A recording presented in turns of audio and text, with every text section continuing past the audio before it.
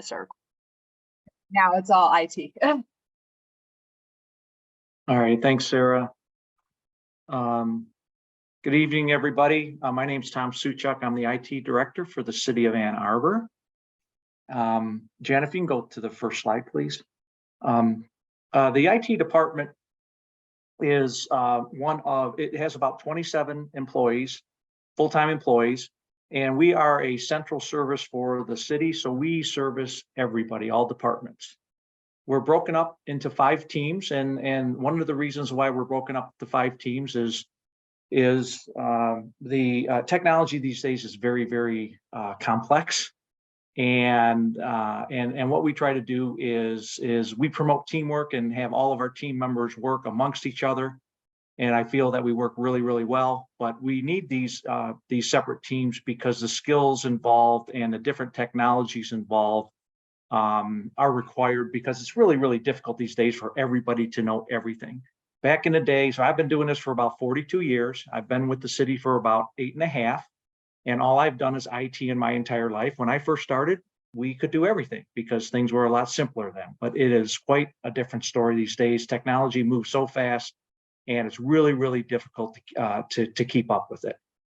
The most important thing that you need to know about the IT department is that we are the funnest department in the entire city. And if anybody says otherwise, then they're wrong. So we love to have fun. We take our jobs very, very seriously. The whole team works really, really hard to support the community, to support our residents, to support internal staff. But we try to have fun, and I think we do a pretty good job of it. So the pandemic has made it a little bit more challenging to do so. Many of our staff still work at home. We continue to work at home, but with technology, we're able to support people. And I still think we do a quality job in supporting people, even though we have a lot less people in the office doing so. So what I'm going to do is the managers of each team is going to introduce themselves.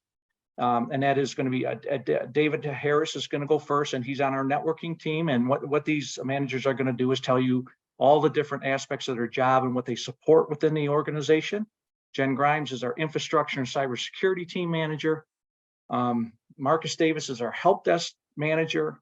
Josh Brown is not with us today. He is on vacation, so I will be taking his presentation. And Josh is responsible for our applications delivery and our business intelligence and or our big data team. And then Kevin Iyer is our enterprise applications and change management manager. So given that, I believe what I'm going to do is I'm going to turn it over to Mr. Harris, and he'll tell you a little bit about our networking team. Hi, everybody. As Tom said, my name is David Harris. I've been at the city, will be 18 years in July this year. So been around for a while. I've seen the network go from just, a lot of problems to building it over the years to where it just runs like a fluid machine now, and it's turned into a great thing. So as I was saying, the network team supports all aspects of network connectivity, physical security, and our phone system, which is a voice over IP system. We also ensure the city's network is is always secure and operating at full potential with minimal downtime. The network team has a wide variety of responsibilities, as you can see below. If you have any questions, feel free to jump in, or you can wait till the end and fire your questions off then. So the first thing, fiber optic network. Fiber optic network cables connect all city buildings, locations, and traffic control. These cables can be as short as a couple feet to connect devices that are right next to each other, or they could be miles long, connecting locations around the city. The city has many miles of fiber, and we continue to put in more and more every day. Another aspect is network connectivity. Network connectivity can be broke down into 2: core network, which is redundant and resilient. It enables the network to self-heal if we have a fiber cut or if a core switch goes offline. What that means is if there's a cut or where that switch goes offline, the network will self-heal, and only the site that goes down is affected. All the other sites operate as normal. Nobody knows what happened. That allows us to take our time, get out to the site, and remedy the problem. Edge network is another portion, and that is where the end users connect. There's over 300 network switches around the city providing connectivity for computers, printers, and wireless access points. Speaking of wireless, you got wireless infrastructure. There's two aspects of the wireless networking. So we have the wireless access points that the end users connect to. Whether you're in a city hall, a justice center, or in one of our parks, there's a wireless network available for you to connect to and access the internet, as well as secure wireless for our employees to connect to the internal network. The other aspect of the wireless is wireless backhauls. So some locations we don't have the ability to run fiber to, so we'll utilize wireless backhauls to connect that site back to the core network, and that site is on that wireless network, allowing connectivity for that location. Physical security access, card readers to protect locations, offices from unauthorized access. In order to access a building or an area, your card must have the appropriate permissions assigned to it. This also prevents unauthorized access to keep our employees and our locations secure. The video surveillance system. Security cameras are located in certain city facilities. The surveillance cameras allow us to keep an eye on the city facilities and our employees to keep the buildings and our records safe. The last but not least is our voice over IP system. When you call into the city, you're reaching our VoIP system. My team supports all aspects of the phone system, including setting up the phones, configuring the phones, trees, call routing, and voicemail. All right. Dave, there's one question Yeah. from Jocelyn. Does the city own its own cables or backbone or run a commercial backbone? The city owns its own fiber network. And the And other one I'll was, be talking a little bit more about the fiber networks later in the presentation. what's the scope of offices and departments connected to the network? What's the scope? We have 28 remote locations, not including our main locations like City Hall, the Larkham building, or our Wheeler Center. All right. I'm up next. My name is Jen Grimes. I am the Infrastructure and Cybersecurity Manager. The infrastructure team, I have 4 employees working for me, and some of what falls under our purview is a lot of security, our server environments, administration of things like our Microsoft 365. But we spend a lot of time administering security patching. We oversee the patching that goes to our desktop and laptop endpoints.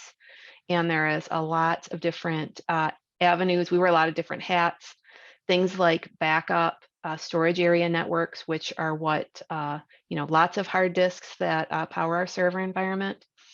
When we talk about some of the things that my team does, there are 233 applications. When the IT department lists all the supported applications that are different service units and areas run throughout the city, that is the size of the list that all the different people in IT support. I did find it very interesting that I went and looked at some of our back-end tools and looked at the gambit of software that's on all of our computers, and it's well over 2,000 pieces of software that all the different computers need for staff to do their different jobs.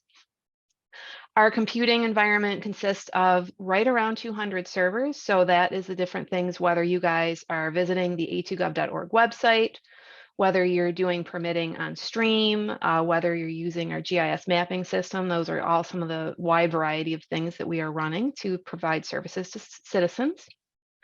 In terms of what we use for that, we obviously, use a lot of Microsoft Windows, and nowadays servers are typically all virtualized, and we do VMware virtualization. We also do application virtualization to help simplify some of our administration of endpoints. Some of our more complex applications run from the servers as opposed to having to do complicated installs on computers. We also do storage and backup, and nowadays with security threats like ransomware, a good backup strategy is incredibly important. It gives me great pains when I read through the news because a lot of times public sector ransomware exploits make big news. I've seen things like City of New Orleans had a bad hit a couple of years ago. City of Oakland was making big news recently that they had a breach in February for ransomware that I want to say took them down for close to 2 months. A lot of times the concern there when you're talking about ransomware is, have you lost data or has the data been accessed by the bad actors, whether it's citizen data or data pertaining to personal information of staff. All that is incredibly important. We take great pains to run securely, so to reduce our risk of those kind of things. It's things like they're called immutable backups, so they can't be destroyed, because a lot of times a bad actor, they want ransomware on your computer and they want to encrypt your backups as well. So keeping those immutable backups helps to keep the city computing environment safe. We also oversee the printing infrastructure. We have hundreds of printers and we have a variety of print server applications to help allow staff do printing, special scanning, and all kinds of different operations there.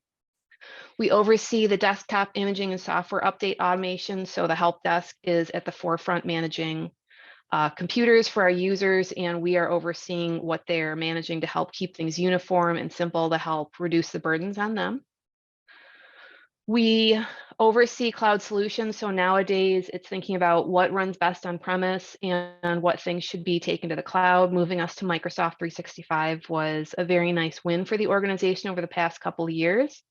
When I think back several years, I've been at the city 16 years. We used to run very legacy. We were very out of date, very behind with the times. When you take something like Microsoft 365, now Microsoft's managing a lot of those central services for us. So we're always up to date running the latest solutions, and it helps us do our jobs better for citizens and better interact with each other and better interact with outside agencies. And we also oversee the data centers, worrying about things like keeping the data centers climate controlled, power safe from power outages with uninterruptible power, and relying on facilities for generator protection, so power outages aren't going to take down city technology. Let's see. Scope question. What is the rough scope of the types of data you maintain in the data centers? We have 80 terabytes of data on premise.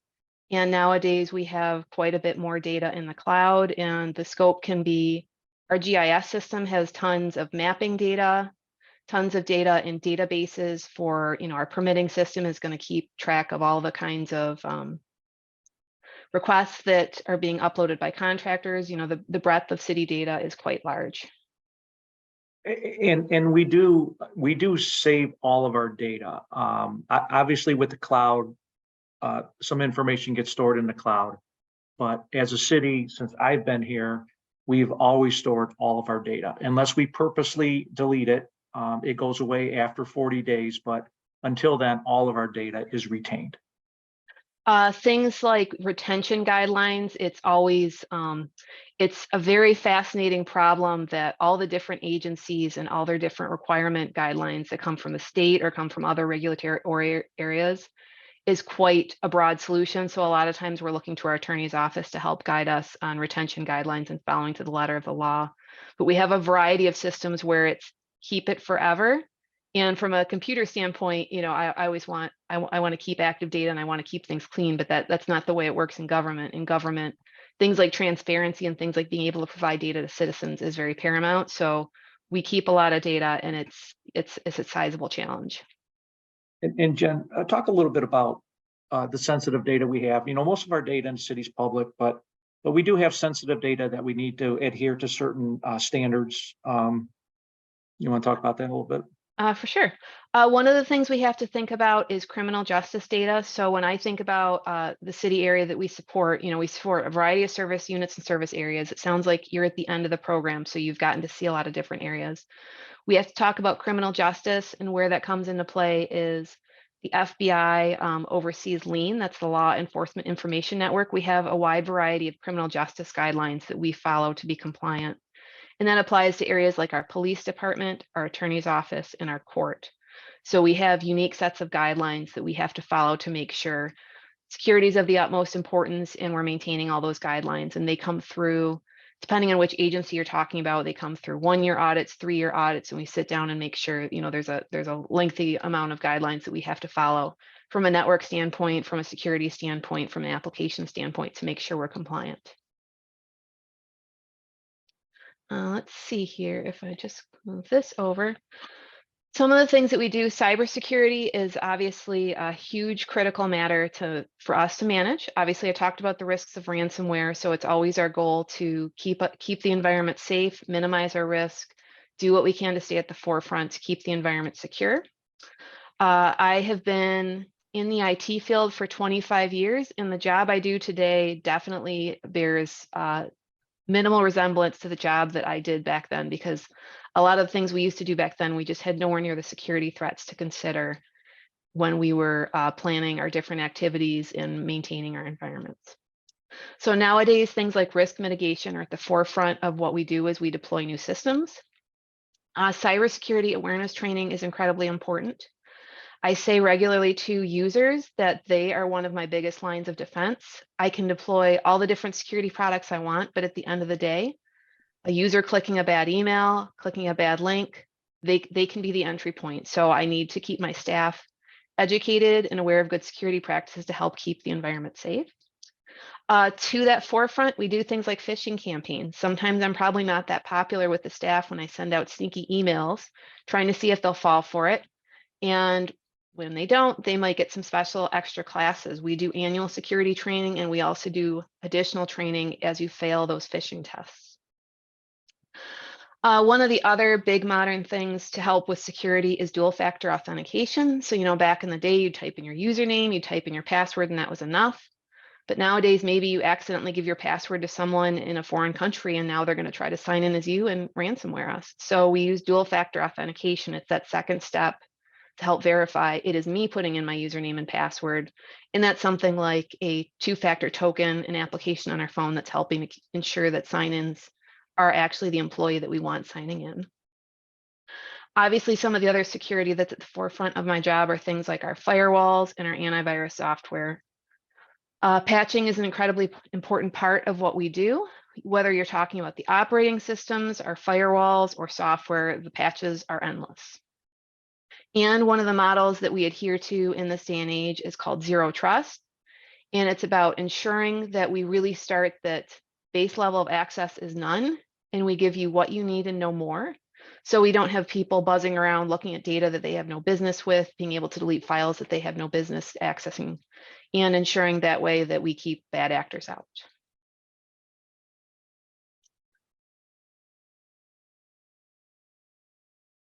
And with that, I will hand it off to Marcus. Hey, Jen, I think there was a question there about how much of the city does the wireless access cover? For that, right, at this time, our wireless is pretty much internal to our buildings. But we do have some parks, like I believe Vets Park out by the pool. Farmers Market has some wireless outside. But we're increasing that more and more to provide that wireless access outside of the buildings. So in the future, more will become available. Yeah, and one thing we're going to be doing is we're going to be looking at doing some public Wi-Fi. So probably starting in the downtown area and expanding that where it needs to be. But we're more than likely in the next year or so going to be looking at starting to deploy that. So. All right, we good? All right, my name's Marcus. I'm the manager for the help desk, and we have fun and we know things. That's all we do.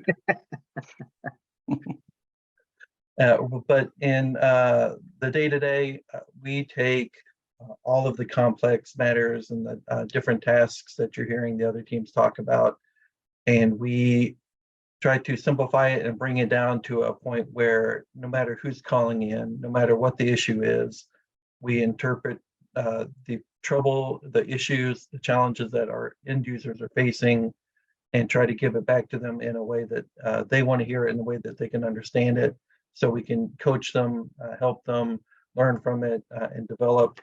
We do that all day, all night. We have email and chat and ticket systems. We have boots on the ground day to day. We visit all the locations. Maybe not every building every day, but definitely we get around. We are besides Dave's team, where every building has a network closet and every building needs that connection, his team's almost as visible as us. But we're the people that show up to make your day bright when you have that old computer and you want the new one, or that printer that stopped working, and we're here to get you back up on your feet. We do the training as much as the end user wants, especially like in the moment where we show up and someone's like, well, how come I can't do this? And depending on the application, we will take them down as far as they want to go in as much time as we can offer, especially with knowing that we have 230 plus applications. We have to know just enough about everything so we can interpret, understand, and assist.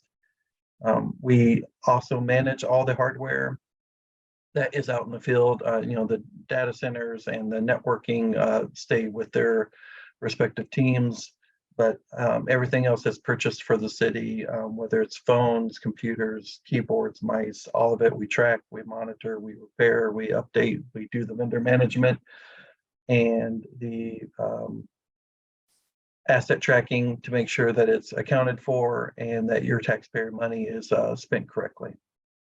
And I think, yeah, that's about it. We do exactly what you think we are. The help desk is that. Yeah. And the help desk is really our first line of defense. So we implement technology, we implement a lot of stuff in the city, but really what happens is that when people start using it and they have issues, the help desk is the first line of defense. We encourage everybody to go there so we can keep track of things. But the 400 and 500 tickets that Marcus has listed on here is really only the ones that get recorded. There is also a lot more work that's done. If we're walking down the hall, somebody will say, hey, can you look at this or can you look at that? So this is only the ones where people are reporting them, but there's a lot more work that happens outside of that too. So, and their job is to really provide exceptional customer service and really try to get the problem to the right place, to the right person the first time in order to get it fixed as quickly as possible. Absolutely. Yeah, and it is pretty exciting everywhere from working on a laptop inside of a fire truck to being at the Public Works in their truck that visits the sewers. I mean, quite a wide variety for a whole city. It's pretty amazing. The wastewater treatment plant, even though they probably don't have a line of people waiting to get over there, it is such an interesting little mini city. You just have to go in the winter, don't go in the summer. They're going in a few days. Be careful. Let's. I know. I was like, wait, we're going next week.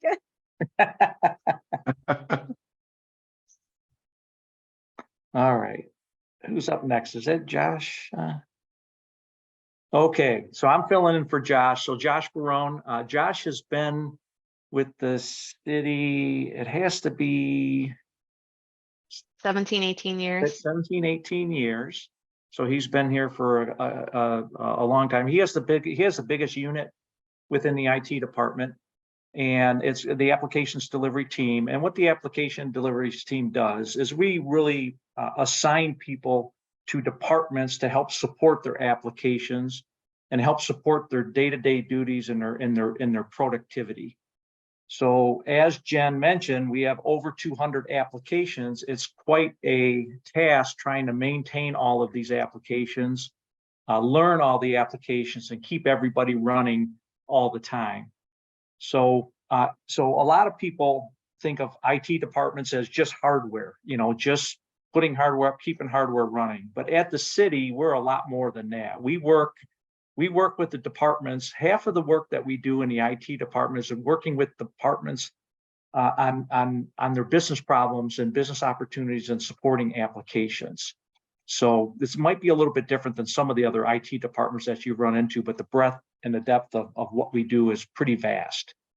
And so what we do is, because we have so many applications, it's really, really important for us to, number one, is when we have a need for an application or we have a need for a change or a replacement, is that we examine, in addition to removing legacy applications out of the city, because some of them are very, very expensive and you just can't one day just turn it around and change it out. It can take years to replace an application, but it's very, very important that what we do is we look at what the business wants to do first.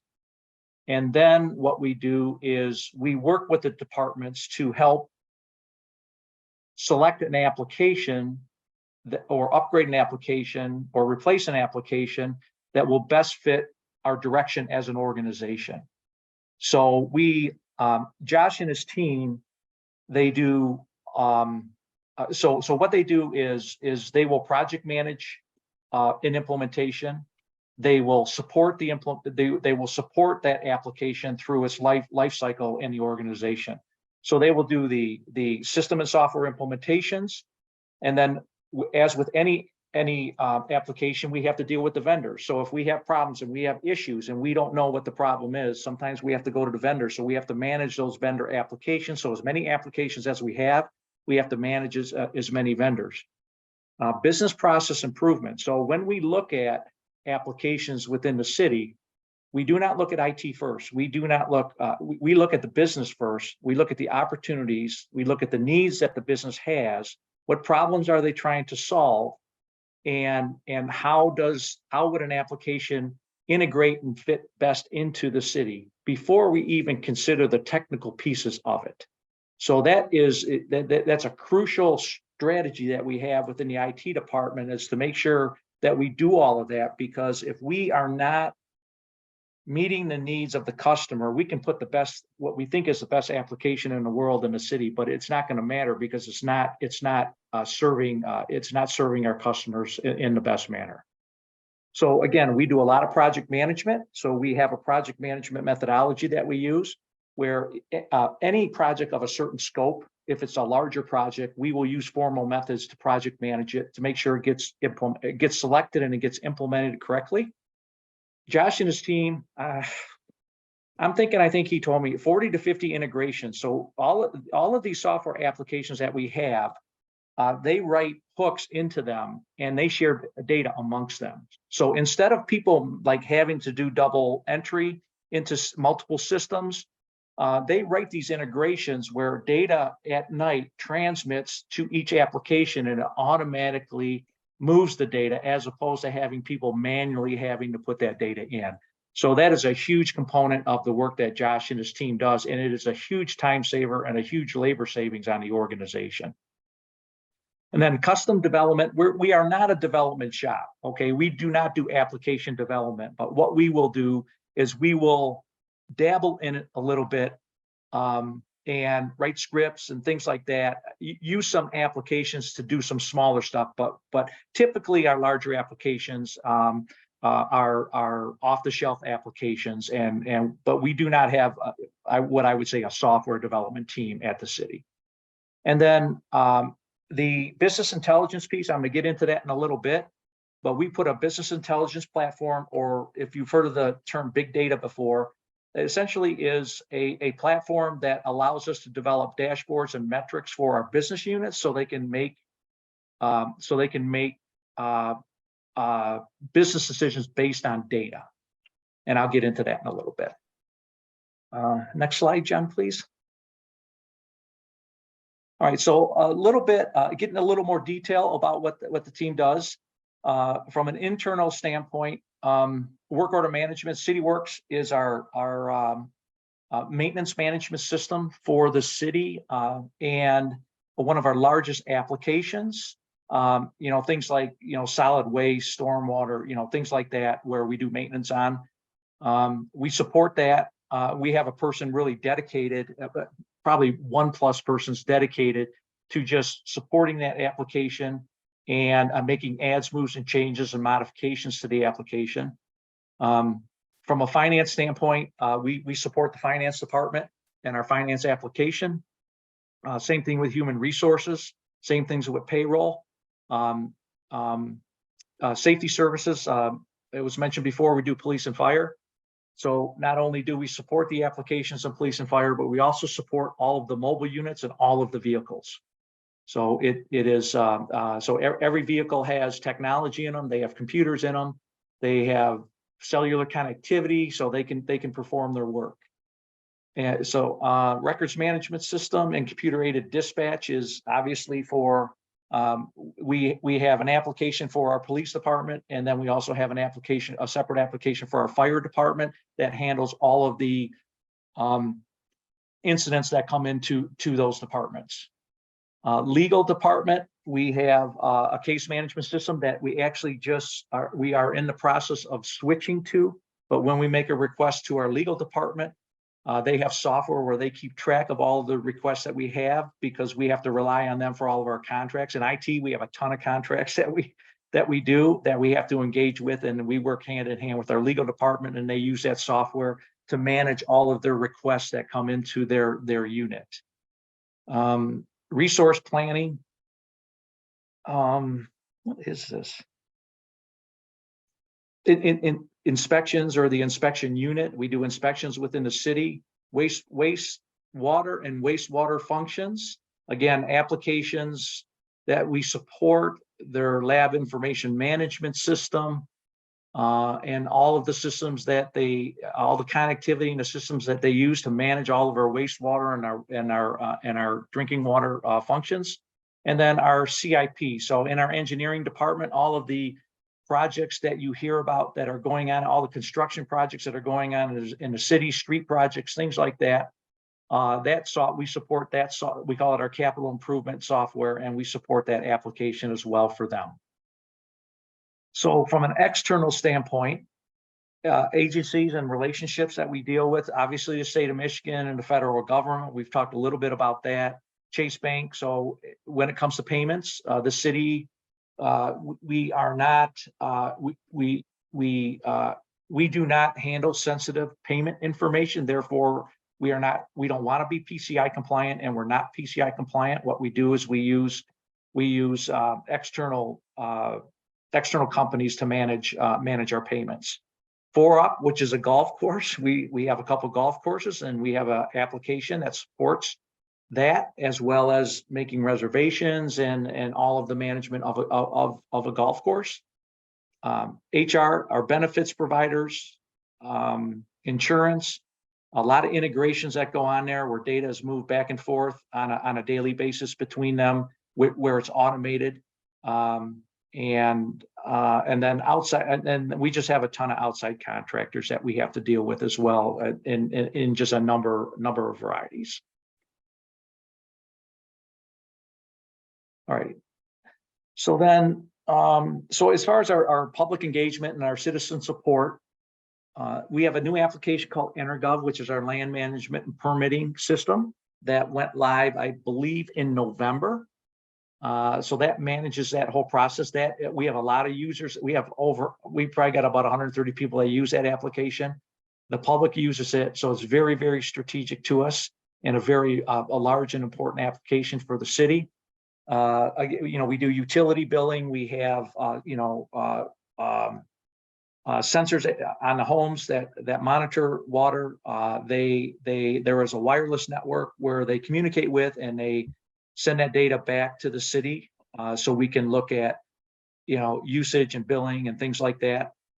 Parks and Rec class registration. So we have 140 parks in Ann Arbor, I believe.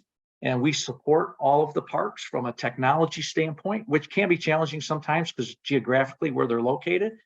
But all the class registrations and everything is now automated. So if you want to sign up for a class in the Parks Department, that you can go ahead and do that online.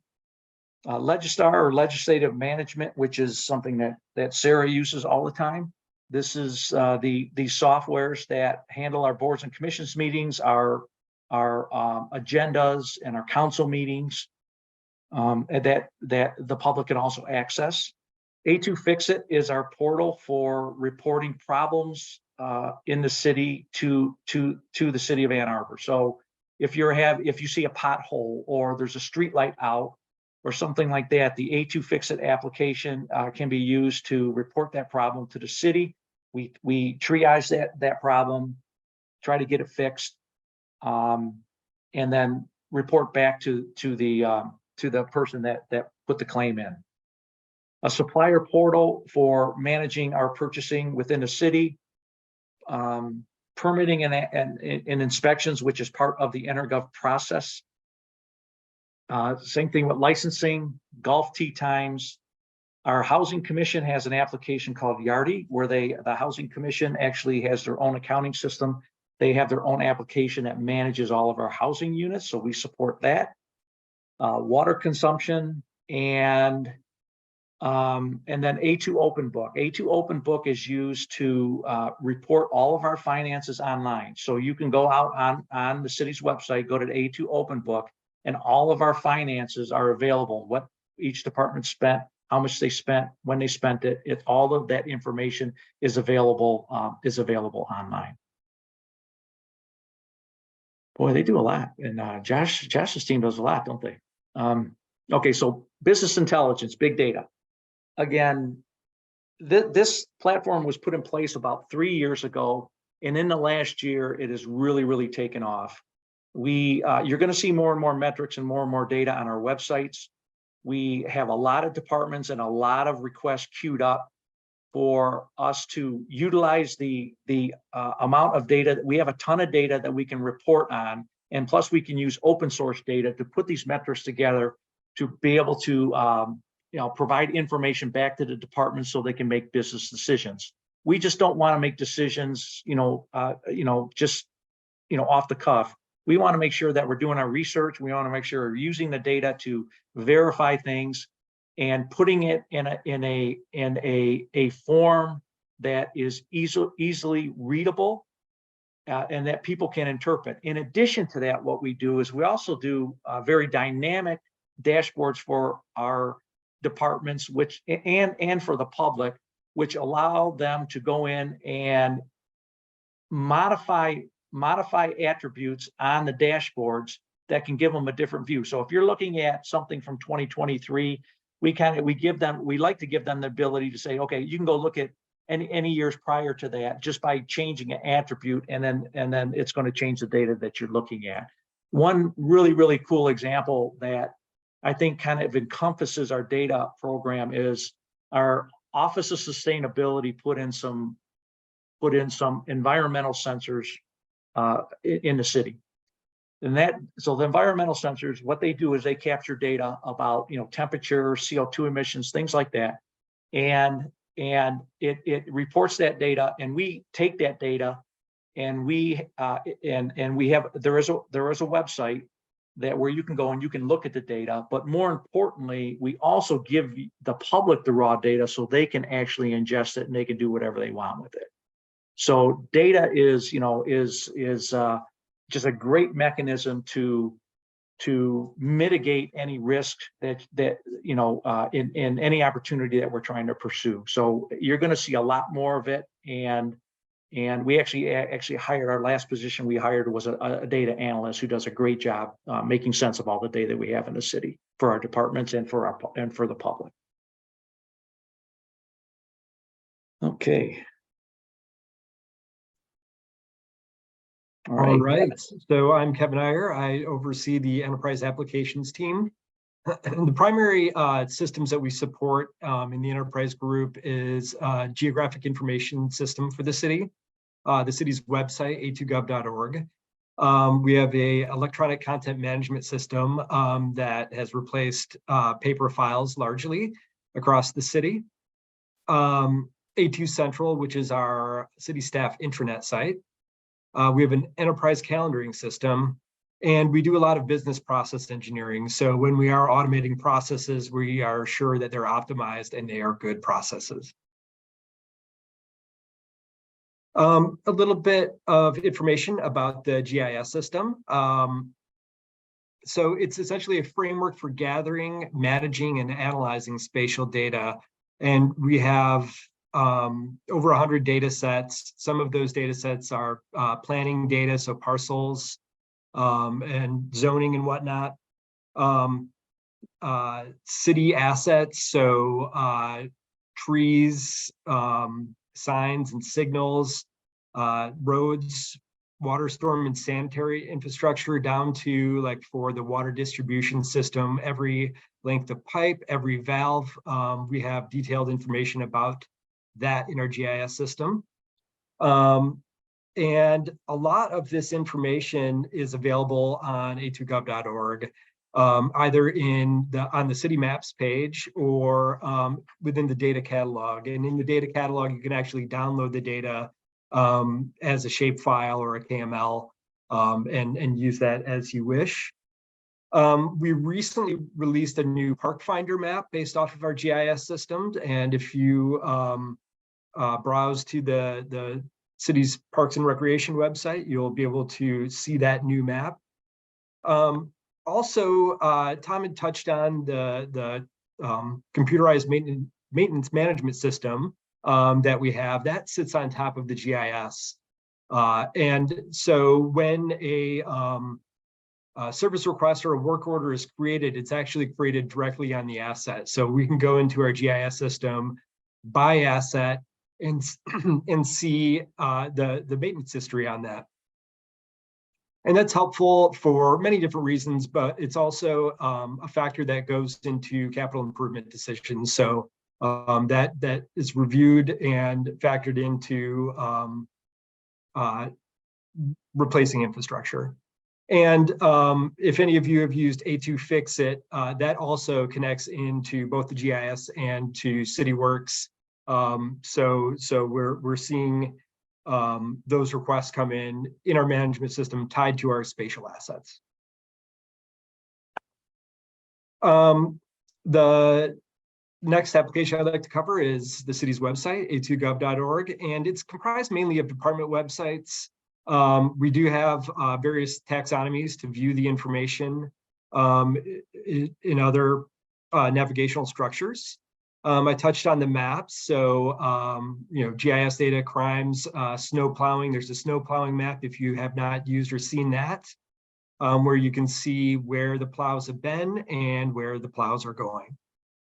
The street trees, so any tree on city property is available to see spatially, and down to the species of the tree and other details about that size, canopy, so on and so forth.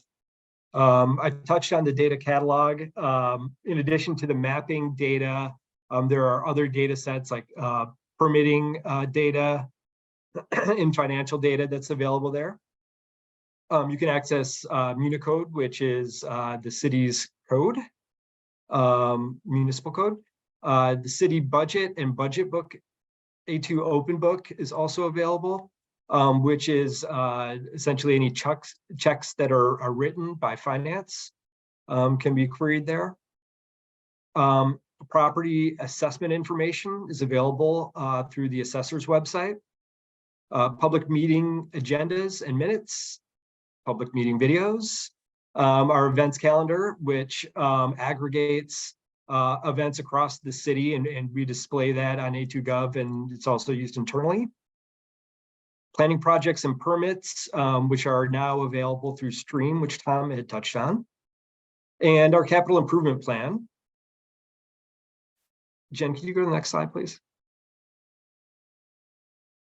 All right, A2Fixit, which I touched on, water bill presentment and payment, water consumption data, FOIA requests, A2 Open City Hall, which is a public engagement platform, e-comment, which is a part of our Legistar program, which allows for commenting on items on city council agendas. We have emergency alerts, email notifications by topic, road closure information, and through a collaboration with U of M School of Information, we created an election day line information tool. So before you go to vote, if you're voting in person, you can go to the clerk's website and see how long the wait is at your precinct. And a couple of other notes about A2Gov, just a small fun fact. So the Parks and Recreation Department accounts for a third of A2Gov's overall website traffic. So it's really, excuse me, it's really popular to our website users in the community. And we're currently in the process of redesigning a2gov.org. So We're anticipating the new site will launch this summer. And let's see, I think that's it for me, Tom. Okay, thanks, Kevin. Mhm. All right, before I go into the next slide, I just want, I need to, just let this team, our team, the entire team, and these managers here, they work really, really hard for the city. You can see all of the complexities of all of these applications from a hardware and a software standpoint, from a customer service standpoint, from a business operations standpoint. All of this stuff is just a big system. Okay, and it all needs to work together. And I'm not just being biased, and I'm just going to tell you how I feel, is that we just have a fantastic team that works really, really hard for the city. We are not perfect by any means, but I have never worked with a team more dedicated to taking care of our customers than this team that I've been with today. And I've been doing this for 42 years. So they work really, really hard for you, and they do a really, really good job of making sure they do things in an efficient and cost-effective manner for the city. So, because we treat our money, we treat the city's money just like we treat our money. And so I just can't thank them enough for the work that they do. And it's a thankless job sometimes because people don't realize all the things that they do. But I just wanted to, I wanted to thank them because they do a fantastic job. So they make my life a lot easier. That's for sure. Couple other things I want to talk about is collaboration. The city, I am big on collaboration. And what we try to do is, we look at the city as a community, just not as a city, as one entity. So what we try to do is we try to collaborate with our partners. So Washtenaw County computer systems are in the city of Ann Arbor's data center. So they use that asset to run their systems. We share our enterprise content management system, our paperless type system that Kevin talked about, and a workflow system. So we share licenses with Washtenaw County on that. We share internet services with Washtenaw County as well as the RIDE, the AATA. We all use the same internet connection, and we have a kind of a mini consortium for using that. And GeoCortex licensing with the Washtenaw County Water Resource Group, I believe. And also our ONSSI licensing, which is for our video cameras. We have licenses for each one of our video cameras. Dave, we have over a couple hundred video cameras in the city, I believe. Yeah, the count goes up all the time. Adding to it every day. But yeah, like Tom said, the licensing, every camera has to have a license. Some cameras have one lens and some cameras have four lens, providing a 360 view. But luckily for us, those 360 cameras only utilize one license instead of needing four. So that kind of saves on licensing for us. So what we do is, anyway, we try to collaborate, and really what it does, it does a couple different things. Number one, it saves us money. Number two, it allows us to, if we buy the same systems, if we have issues, we have somebody across the street that knows the same system, and then we can work with each other to try to help solve each other's problems. So, it's all about the community, and it's all about, partnerships and collaborations and things like that, that we're very, very fond of. In addition, we have a rack in our data center where we have Washtenaw County, the AATA, the DDA, the district library, and the U of M Transportation Research Institute. We all have, they have equipment in our data center, and all of our networks are either connected or are shared or capable of being connected and shared. So anyways, the collaboration is really, really important, because if there ever is a time where we need to be able to, connect networks with these other entities, we can just go into a cabinet and we can just do cross connects and we connect them. So again, there's a strategy behind that, but collaboration is good. Because we're all in this together. So next slide.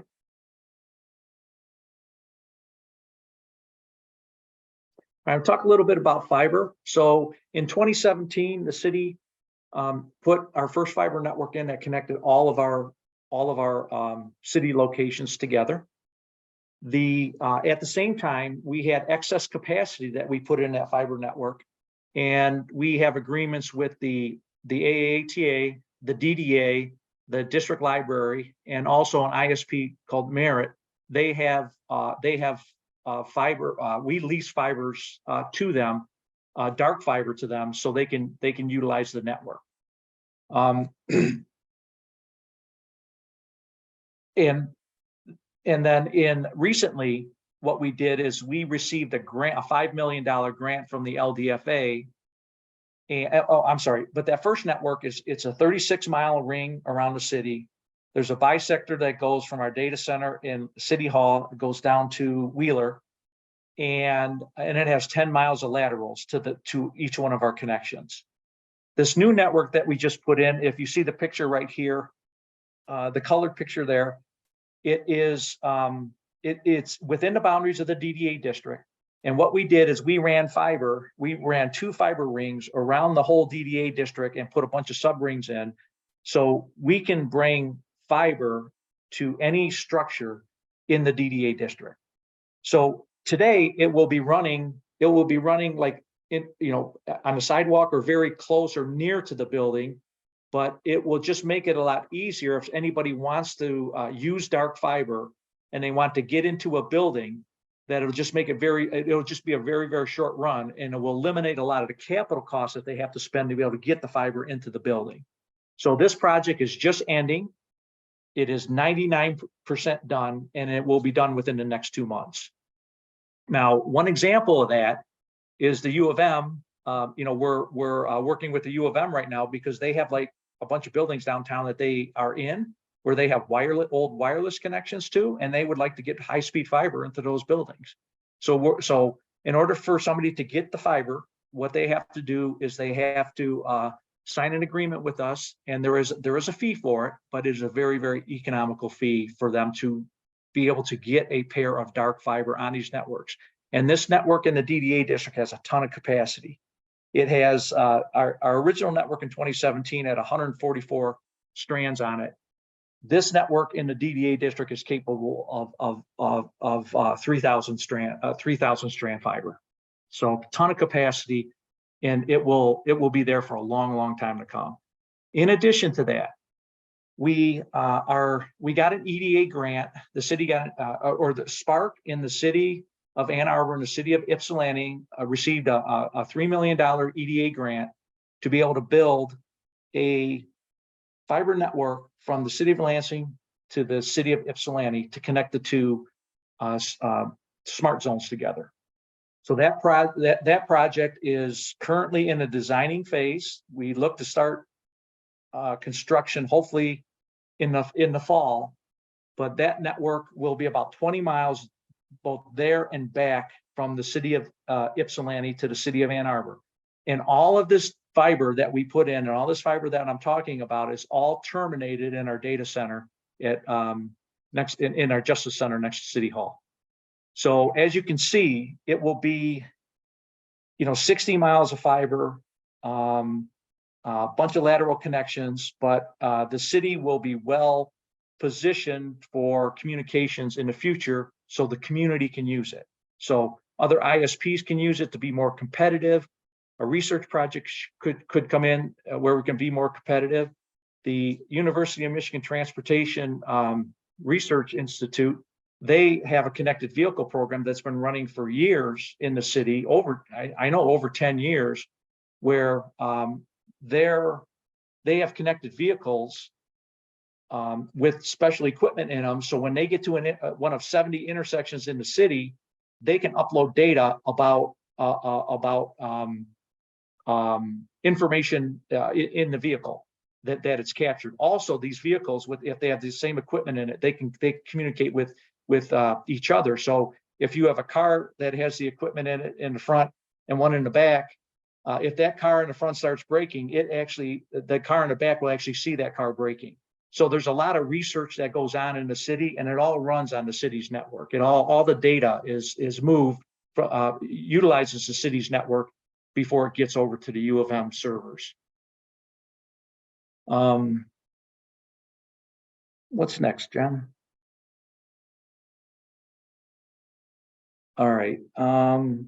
IT governance. So like I mentioned before, what we do is very, very complicated. There's a lot of moving parts to it. We treat the system as the city infrastructure as a big system. But in order to do that, we have to have governance. So first and foremost is, we just don't do stuff just to do stuff. Our city mission, vision, and guiding principles obviously are in the center of this grid here. We have to follow them. So when we make these decisions as a city or as an IT department, we have to make sure that we adhere to the mission, vision, and guiding principles. So therefore, the pink area there, the IT department also has their own mission, vision, and guiding principles. And then we have technology plans that we develop, and platforms that we develop that are very, very strategic. And then we have a project delivery methodology, like how we implement things within the city. We do it very strategically. We do it very in a disciplined manner. We have a leadership approach and statement of values, which kind of leads to our guiding principles. And then we have something called the system of profound knowledge that I'm very, very fond of, that I learned years ago, that we use to help us make decisions as we move forward. But we as a group in IT, we are proactive about meeting with our departments on a regular basis to go over their projects, their issues, their problems. So we do that regularly. And then every year, what we do is we do strategic planning with them. So we sit down with them, we say, okay, what are you going to be doing over the next year or so? And how can we help you? And then what we do is we put a technology plan in place. We go through each key department in the city, and we put a technology plan in place to make sure that we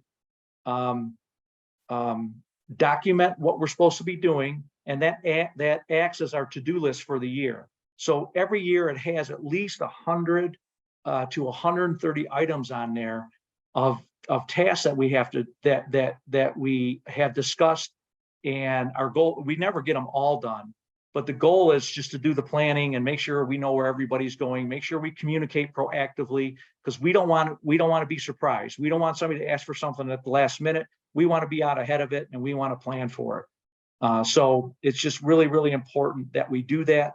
And it actually makes our lives a lot easier, because we're not always surprised, and we know what we're and then we can plan our schedules accordingly for it. So other than that, just a couple statements that are down below that are very near and dear to me, and that is, it's literally true that you can succeed best and quickest by helping others succeed. Okay, so what we have to do is we have to keep our customers in mind, and if we do a really, really good job for them, we're going to be successful as a result. And then when a team outgrows individual performance and learns team confidence, excellence, team confidence, excellence becomes a reality. Okay, and that's a quote from that's actually a quote from Larry Brown, who used to coach the Pistons when they won the. He said that when they won the NBA crown the one year. So again, it's all about teamwork. It's all about customer service, and we're here to serve and take care of our community. So, is there anything else, Jen? There's actually a question in the chat, Tom. It is, what cities do you learn from or model after for IT? What are some of the more leading edge cities, and how does Ann Arbor compare? A good question. So I'm a member of a national organization called MIX, which is a group of, I believe, 50 to 60 cities and counties throughout the country, CIOs throughout the country. So we have, Ann Arbor is one of the smaller organizations. You have to have a 100,000 100,000 population to be in the group. But we also have places like Los Angeles County and City of San Francisco. San Francisco population-wise, the city and county, the CIO from there, they would be the 8th largest country in the world, if population-wise. So we have small, medium, and large organizations. I can't say that there is any one organization that I would model after. What we do is we stay in touch with each other, and we have an annual meeting that we go to where everybody has to present. So all of the organizations that go to the meeting have to present, and I think we feed off each other and learn off each other. I will tell you that I don't know that there's one model that there's one group, because everybody has their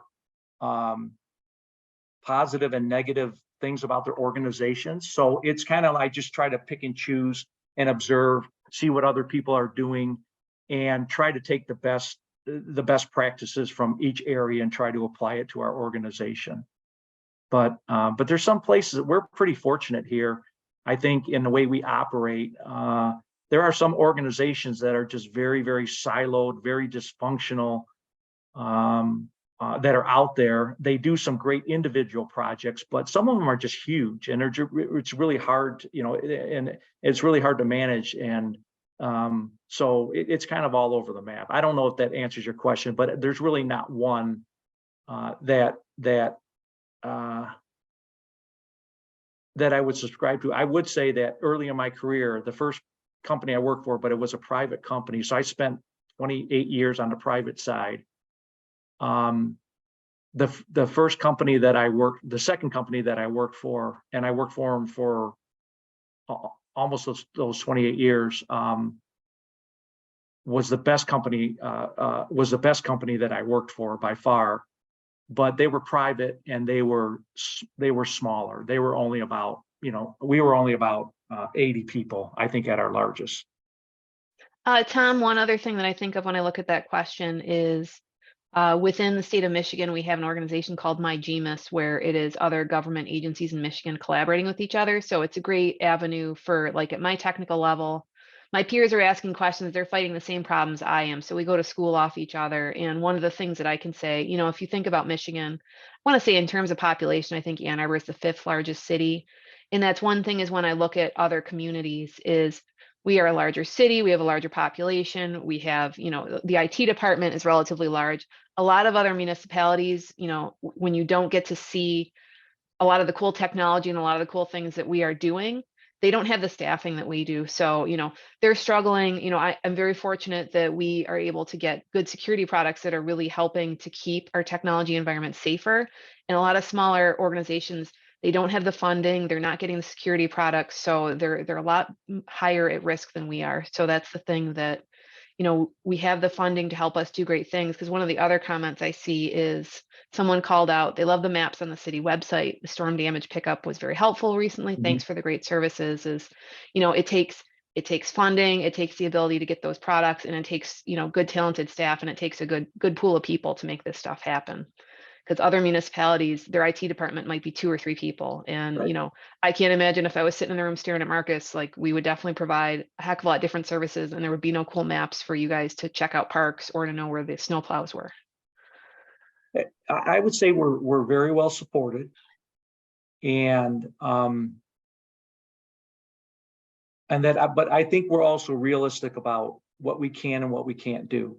And I think that's the key, is that, we're not going to try to do some things that we have to know what business that we're in and what we can and what we can't do. And I think our staff is very, very good about saying, okay, we want to implement something. Do we want to do it ourselves, or do we want to hire it out and use professional services to do it? I think our staff does a really, really good job of determining that and being realistic about what we can and what we can't do, because we don't want to put ourselves in a position where we buy something, we can't support it. And so. And then this last slide, I already went through it about the strategic planning, and it's really about organizational change management. There's so many pieces and parts to what we do. It's just our job is just kind of put the glue together and put the best solution possible, best solution in place possible for the city.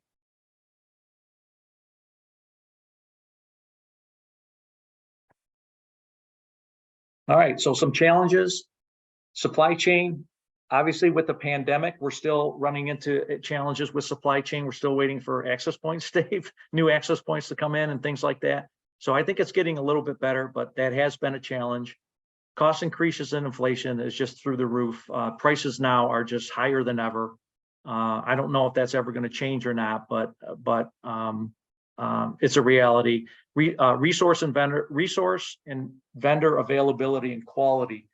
People in the IT space are having trouble retaining or finding good quality people to do work. So as a result, we suffer a little bit of it because of that, and we have to change timelines. Sometimes we have to put up maybe with some resources that are not as high quality as we're used to, but that is something that has been pretty prevalent. Teleworking, most of our staff works at home. When I go in the office, there's very few people in the office, and we are in a teleworking environment, and I believe we are indefinitely until something changes. But I think that this is a testament to the team. When the pandemic hit, the IT team turned around the city in 2 weeks, and everybody was working at home. So I thought that was a great accomplishment, and that's a testament to the quality of the work that they do and the systems that we have in place and the manner in which these systems have been implemented, and the forethought on keeping our systems current. So we are in a teleworking environment, and we're going to continue to stay there, and we're just going to kind of go with the flow and just kind of see how things work. But we're prepared to deal with just about anything that comes from the type of work environment that we want to be in, I believe. Fast pace of technology is just screaming by. It's going so fast. It's hard to keep up. And again, we just have to be realistic about what we can and can't do as an IT department, and use other resources effectively to make sure that we can manage our systems. And I can't state it enough, cybersecurity is just, everybody deals with cybersecurity. All of our teams deal with cybersecurity, but Jen mostly, Dave a lot, but cybersecurity is just, it takes so much of our time. It is so prevalent these days. People are knocking at our door every second of the day, and our team does a great job of mitigating this. But this is my greatest fear. This is the one thing that keeps me up at night, is cybersecurity, because there's a ton of smart people out there. If people really wanted to get to our stuff, they would. So we're doing the best that we can to mitigate it. And I will tell you what I tell everybody else, and that is, it's not a matter of if we're going to get compromised. We will get compromised at some point. It's just a matter of what we are able to do about it when we do get compromised. So we're trying to prepare ourselves to be able to recover from stuff quickly, to maintain productivity in order in the case of a cybersecurity event. So keep your fingers crossed. All right.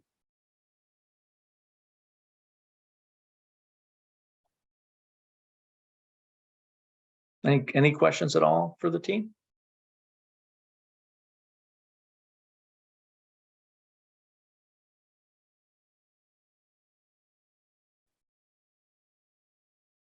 All right.